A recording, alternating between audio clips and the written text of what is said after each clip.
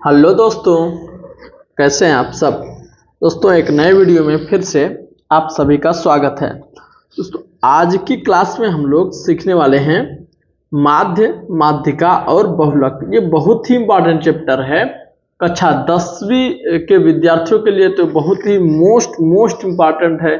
सो इसको आप लोगों को एकदम से देखना चाहिए। अपने भाई बंधुओं के पास इसको जरूर शेयर कर दीजिए, क्योंकि मैं आज माध्य, माध्यिका और बहुलक आपको सिखाऊंगा और इस तरह से आप बड़े आसानी से निकाल लेंगे। यदि आप इसका क ख भी नहीं जानते तो भी बड़े आसानी से निकाल लेंगे, कभी भी कोई दिक्कत नहीं आएगी। इस तरह से हम आपको आज बताने वाले हैं। तो चलिए दोस्तों वीडियो को हम लोग स्टार्ट करते हैं। तो देखिए हमने पहला सवाल लिया हुआ है और पहले सवाल में हम आपको समांतर माध्य अर्थात माध्य बताने वाले हैं कि माध्य कैसे निकाला जाता है, तो उसी को बताएंगे। तो देखिए लिया हुआ है कि 1 2 3 4 5 6 7 8 9 और 10 का समांतर माध्य निकालना है। तो समांतर माध्य का सबसे पहले सूत्र जानिए। तो समांतर माध्य का सूत्र होता है, ठीक, समांतर माध्य का जो सूत्र होता है वो क्या होता है। समांतर माध्य बराबर सूत्र होता है पदों का योग, पदों का योग, ठीक। पदों मतलब यहाँ पर लिख लीजिए कुल पदों का योग, जितने भी पद हो कुल पदों का योग, ये हमारा सूत्र है, ठीक। सूत्र क्या होता है कि समांतर माध्य बराबर कुल पदों का योग बटे कुल पदों की संख्या। अब हम चलिए इसको हल करते हैं, लगाते हैं। तो पहले कुल पदों का योग कर लेंगे। तो 1 धन 2 धन 3 धन 4 धन 5 धन 6 धन 7 धन 8 धन 9 धन 10। अब बटे कुल पद कितने हैं, तो 1 से लेकर के 10 तक का संख्या जोड़ रहे हैं, तो इसका मतलब 10 पद भी होंगे, ठीक है। अब हमें इसको क्या करना है, जोड़ना है। 2 1 3 3 3 6 6 4 10 10 5 15 15 6 21 21 7 28 28 और 8 36 36 10 46 और 46 में 9 जोड़ेंगे तो कितना जाएगा, 55 आ जाएगा। कितना आ जाएगा, 55। तो अब देखिए क्या आ गया, 55। तो 55 बटे आपका कितना हो जाएगा, 10। अब 55 बटे 10 अर्थात जब हम इसे काटेंगे तो कितना आ जाएगा, 5.5। ये आपका क्या हो जाएगा, आंसर हो जाएगा, ठीक। तो समांतर माध्य के लिए आपको क्या करना होगा, तो समांतर माध्य के लिए आपको बस एक चीज करना है कि जितने भी पद दिए हैं सबको आप जोड़ लीजिए। जोड़ने के बाद कुल पदों को गिन लीजिए कितने पद हैं। तो जोड़ने के बाद पदों में कुल पदों की संख्या से आप भाग दीजिए, जो आएगा वो आपका आंसर हो जाएगा। चलिए दोस्तों एक सवाल और लगाते हैं, थोड़ा सा अलग है। अब देखिए हमारा सवाल है, दिया है कि 5 10 15 और P 20 और 40 का समांतर माध्य 21 हो तो P का मान होगा, यही हमसे पूछ रहा है। तो देखिए ये आपका सूत्र होता है समांतर माध्य क्या, कि समांतर माध्य बराबर पदों का योग बटे पदों की संख्या, ये सूत्र होता है। अब समांतर माध्य देखिए दिया हुआ है 21, तो हम यहाँ पर 21 लिख दिए बराबर। अब देखिए सबको जोड़ेंगे तो 5 धन 10 धन 15 धन P धन 20 धन 40 और बटे सबको गिन लेंगे तो 1 2 3 4 5 6 पद हुए, ठीक है। इतना कर लिए।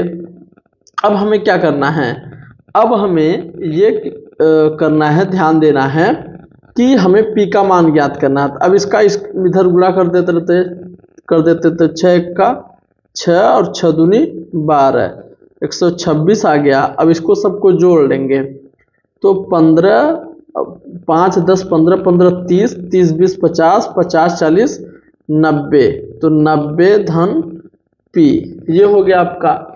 अब देखिए 90 धन P हो गया, तो अब क्या करेंगे, तो P बराबर क्या हो जाएगा, ये 126 है और ये प्लस है, इधर जाएगा तो माइनस हो जाएगा 90। तो P बराबर कितना आ गया, तो ये 90 126 में से 90 घटाएंगे तो 26 10 36 कितना आ गया 36 आ गया, अर्थात P बराबर हमारा कितना आ गया 36। यही हमें ज्ञात करना था, तो ये हमने ज्ञात कर लिया है। इसी तरह से सवाल आते हैं, एक जो हमने सामान्य सवाल बताया वो एक ऐसा, बस इसी टाइप से सवाल आते हैं। तो चलिए हम लोग अब माध्यिका को पढ़ेंगे। तो दोस्तों देखिए हमारा सवाल है कि 2 12 0 9 5 15 7 और 4 ये सवाल है, और इसकी कह रहा है कि इसकी माध्यिका ज्ञात कीजिए। अब हम देखिए इसको हल करेंगे, तो हल करने का जो नियम है वो क्या है कि जब भी ये दिया हो तो इसको आप चाहे आरोही और चाहे अवरोही में लिख लीजिए। तो चलिए हम इसको आरोही क्रम में लिख लेते हैं। ठीक, आरोही क्रम मतलब बढ़ते क्रम में, सबसे पहले छोटा फिर उससे बड़ा फिर उससे बड़ा। अब देखिए सबसे पहले 0 रहेगा, फिर क्या रहेगा 2 रहेगा, फिर 4 रहेगा, फिर 5 रहेगा, फिर 7 रहेगा, फिर 9 रहेगा, फिर 12 रहेगा, फिर उसके बाद 15 रहेगा। ये हमारा क्रम हो गया, ये हमने लिख लिया है। अब आपको क्या करना है, इसको गिनना है, तो गिन लीजिए। तो 1 2 3 4 5 6 7 8, अर्थात n बराबर, अर्थात संख्या कितनी है 8। 8 क्या है, 8 आपका सम है, तो यहाँ पर आप सम लिख दीजिए। ठीक, ये सम संख्या थी तो सम लिख दीजिए। अब देखिए सूत्र होता है, सूत्र क्या होता है, सूत्र ये होता है कि यदि कोई चीज सम हो, तो जब सम हो तब मध्य पद अर्थात माध्यिका बराबर क्या होगा, तो माध्यिका बराबर आपका क्या होगा, तो होता है 1/2, उसके बाद n/2 वां पद प्लस n+2/2 वां पद। ठीक है, इस तरह से होता है। तो ये हमारा सूत्र हो गया। अब हम इसी सूत्र की सहायता से हम लगाएंगे। हम 1/2 लिखे, अब देखिए 8/2 यहाँ पर लिखेंगे 8/2 धन 8 में 2 जोड़ेंगे इतना हो जाएगा 10/2। देखिए वहाँ पद है तो 1/2 लिख लीजिए, 8/2 मतलब 4वां प्लस 5वां पद, 5वां पद। ठीक, ये है। अब देखिए क्या करना है, 1/2 आप लिखिए और 4वां पद इसमें गिनिए 1 2 3 4, चौथा पद प्लस और 5वां पद, तो ये होगा 7। यही है ना, 1 2 3 4 और 5 बट्टे यही है, तो 7 4 क्या हो जाएगा 11, अर्थात 11/2 काटेंगे तो कितना आ जाएगा 5.5, कितना होगा 5.5 होगा। मगर हम 1 2 3 4वां पद 5 है, यहाँ पर गलती से हमने लिख दिया, यहाँ पर 5 लिखेंगे तो 7 5 कितना हो जाएगा 12 हो जाएगा, तो 12/2 अर्थात 6वां पद। ठीक, अर्थात मध्यिका पद नहीं, मध्यिका आपका कितना हो जाएगा 6 हो जाएगा। तो यही आपका क्या हो जाएगा आंसर हो जाएगा। हाँ, यहीं पर एक चीज और ध्यान दे लेते हैं, थोड़ा सा उसको और लगा देते हैं।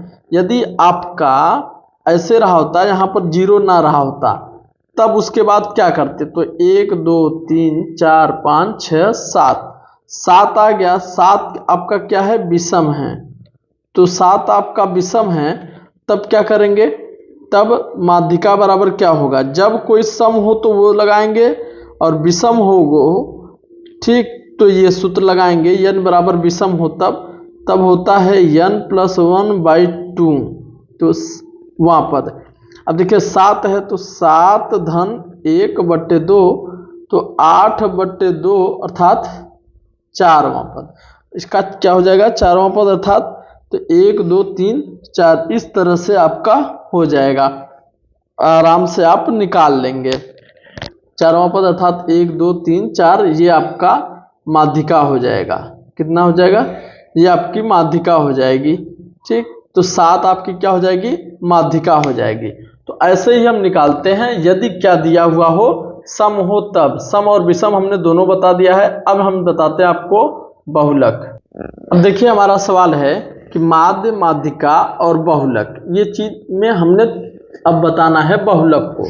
देखिए माध्य और माध्यिका को हमने बता दिया है, अब हम लोग सीख रहे हैं बहुलक। अब देखिए सवाल लिया है हमने बहुलक का कि 2 4 6 3 4 3 4 4 7 2, इस तरह से हमने सवाल लिया हुआ है। अब इसका हमें ज्ञात करना है बहुलक। क्या ज्ञात करना है? बहुलक। ठीक, अब तो ध्यान दीजिएगा कि बहुलक का मतलब क्या है। बहुलक अर्थात बहुत बार जो आया हो वो आपका बहुलक कहलाता है। तो अब हम देखिए 2 बार आया है मात्र, उसके बाद 3 2 बार आया है, 4 1 2 3 4 बार आया है। तो सबसे ज्यादा बार क्या आया है? 4। तो बहुलक आपका कितना हो जाएगा? 4 हो जाएगा। तो बहुत ही सिंपल है, यही आपका क्या हो जाएगा? आंसर हो जाएगा। तो बहुलक का मतलब ही होता है कि जो सबसे अधिक बार आया हो वही आपका बहुलक कहलाता है। तो दोस्तों वीडियो कैसा लगा? वीडियो पसंद आया तो कमेंट करिए, और चैनल पर नए हो तो चैनल को सब्सक्राइब कर लीजिए, क्योंकि इसी तरह का वीडियो हम लाते रहेंगे और आपको यूपी बोर्ड का एक बेहतर तरीके से तैयारी कराएंगे। सो दोस्तों आप इस चैनल पर बने रहिए।